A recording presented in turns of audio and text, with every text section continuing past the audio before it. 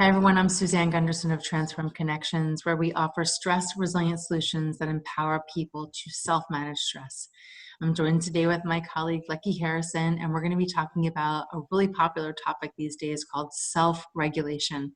But before we get started, I'll invite Leckey to introduce himself. My name is Leckey Harrison. I am the owner of Raise Your Resilience, where we teach people how to heal trauma. And if you want more information, it's www.raiseyourresilience.com. I'll be glad to answer any questions because regulation is a part of that healing. Absolutely. So regulation, just to look at the word regulation, it means to process. It means to be able to move through an experience. And we just had a conversation about co-regulation, which is all about needing somebody else in order to help us know safety and get our needs met.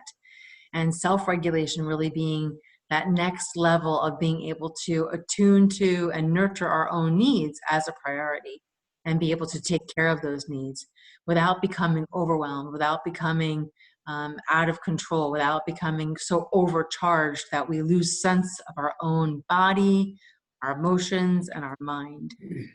So self-regulation, I mean, I didn't even know what the word was until, we started studying this stuff, 8 or 10 years ago, right? And we didn't even know what that word meant.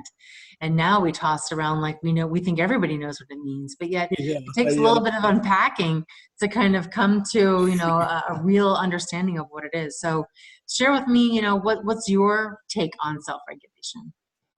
I oftentimes, and I like the illustration because I've driven fast before, it's like driving in a race. Self-regulating means you know when to hit the brakes, you know when to hit the gas, and that means, you're traveling in an oval at over 100 miles an hour, and sometimes you just find yourself, you just got to stay right here. You got to draft off the guy behind you, because if you go out and burn all your gas and your rubber on your tires, blah, blah, blah, you don't know the track, you don't know the drivers, you're just going willy-nilly, you'll end up in the accident. So self-regulating to me is an oftentimes of knowing when and where to either use brakes or accelerator. And one of the things that, I was in a room at a yoga open house, and a mom came in with her child who could walk but couldn't talk. And so she put her down because the child wanted to get down. And the child would go so many feet and turn back to look at the mom. And the mom, of course, was looking at the child. And I thought, now, how interesting would it have been if she had not? So the child would walk so far, look up at the mom, and the mom would be, yeah, go ahead. And then she'd walk a little bit further into the crowd. These are all people that are 3 times her height. And turn back, look at mom. Mom's still looking at the child. Yeah, go ahead. And I thought, I'm watching a live example of co-regulation and a little bit of the birth of self-regulation, because the child is wanting to make the choice. And at a certain point in time, you quit asking the mom. But you're looking back at the mom because the mom is saying, yeah, it's okay. This is a safe place. These people are strange to you. That does not make them unsafe. And of course, everybody's smiling, making room for the infant because, that not even a knee biter. This is a shin biter. So I just love watching this neurological reaction between the mom and there's the one time when the child looked at the mom and the mom was indeed talking to somebody else, and the child's face dropped for a second and she stood where she was until mom re-engaged and said, yeah, go ahead. And she got, I think, about 10, 12 feet out because I measured it later. I was just fascinated to see where this child's safety level was before it returned to being held. But that's exactly what that means, is there's this co-regulating off of somebody else's facial expressions, the tone of their voice, which was probably harder to hear in a room full of people talking. But being able to see her face and her mom's body expressions, and then finding, okay, this was my limit, I'm going back to mom. Yeah, and you do that enough times, and you start to build capability to own your own regulation, where you can then discern what's safe and what's not safe for yourself and how to be able to manage that. And so we learn it as children the best that we can with the dysregulated people in our lives. And from there, we have the opportunity to learn what choice is. That way we can know what can our body tolerate, you know? Um, I mean, I grew up very, very sensitive and had a very, very dysregulated vagus nerve that didn't lend me to be able to really regulate myself. I immediately went to freeze and would pass out all the time, and chronically pass out. And I had to find, you know, what could be that co-regulation for myself. That way I could start to build up that safe capacity within myself to trust myself, you know, as in that moment of potential threat. And Sure. everything in my life was so threatening to me back then because I didn't have any safety cues that I knew how to look at. But when you learn how to start to see those safety cues in people's facial expression and hear them in their tone of voice, and being able to sense it through their body and their gut, then they'll be able to stay more tolerant of their experience of what may be threatening to them, but that and not check out. And that's what I think means to self-regulate, is to be able to be aware of the conditions inside of you, Exactly. outside of you, with the people around you, in your environment, and being able to keep those things regulated. Like if the temperature's too cold, go turn up the thermostat. If it's too hot, turn down the thermostat. And we're doing that for ourselves in the moment, and we're not needing somebody else to go adjust the temperature for us.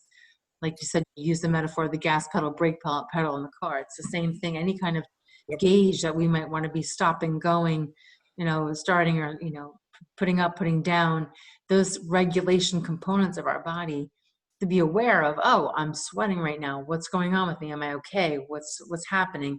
Okay, let me just take a couple of nice, easy, slow exhales, start to calm myself down a little bit.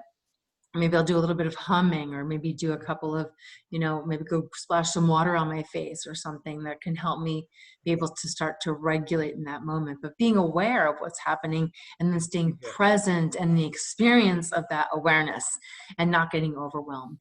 So if you get to Exactly. the point where you're overwhelmed, then maybe you're disassociating, and you're going, get me out of here. I need to go check out and go figure out how to, you know, how to survive without this. But self-regulation really meaning to stay present in the moment of your body's experience of stress, and being able to help regulate those dials and knobs within us to be able to still, you know, keep connected with safety.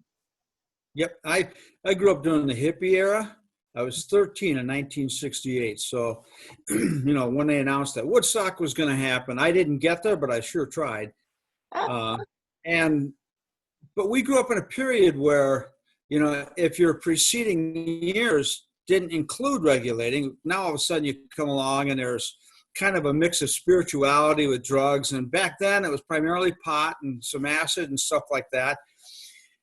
But what I saw among our peers was there were several of us who lacked regulating skills. So you took too much on too regular a basis because you're still trying to escape the pain that's haunting you. And and eventually that's why I quit doing drugs when I was 21. I finally had enough experiences of kind of not regulating to realize that this isn't getting me what I need. And Right, and the great point you're making about all these kind of coping strategies. And so for your generation, what you're doing is, you know, numbing out with drugs. And there certainly is a drug problem now in today's day and age. But it could be, you know, any type of escapism.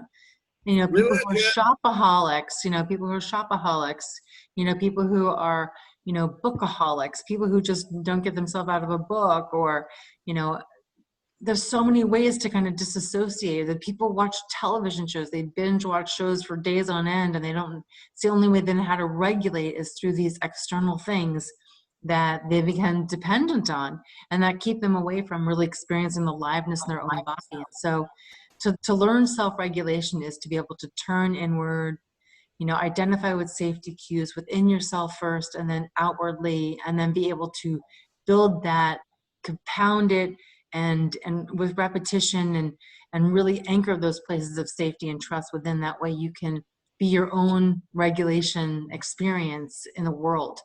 And it's something that's no longer an option. We need to find the tools and skills that help us learn how to regulate. Certainly the ones that you and I offer are a great start, and I'm sure that will continue to evolve as more trauma healing comes out in the future, for the future of needing for us to be connected in our humanness. So where we're really right now, it's a dysfunctional connection for so many. Oh boy. So learning self-regulation skills is going to be the first step in helping us to get to that place of really being able to connect authentically and genuinely with other people, and safe connections that have us experience real aliveness and play, and real sensitive vulnerabilities like intimacy.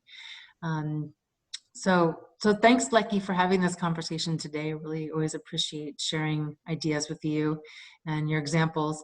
If anybody has any questions, feel free to pop them in the description box below, and we'll get back to you.